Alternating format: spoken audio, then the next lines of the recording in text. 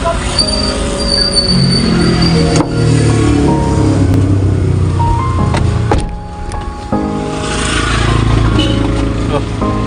diyan ka pala. Tingin na ka pa dyan. Ayan, may nakakita sa'yo dito. Pagkaguluhan ka pa dito, ha?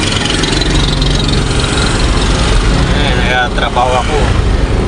Ay, pumunta dito. Magka-picture-picture sa'yo. May issue pa tayo. Kasi sasabi ko sa'yo eh, kung lineman na lang ang pinili mo, hindi ka ganyan luwaan.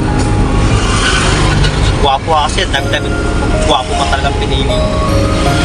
Dami-dami naming lineman dito sa Palawan. Sinasabihan kita. Ako, Catherine, sabi ko sa'yo, Daniel Padilla ka pa talaga.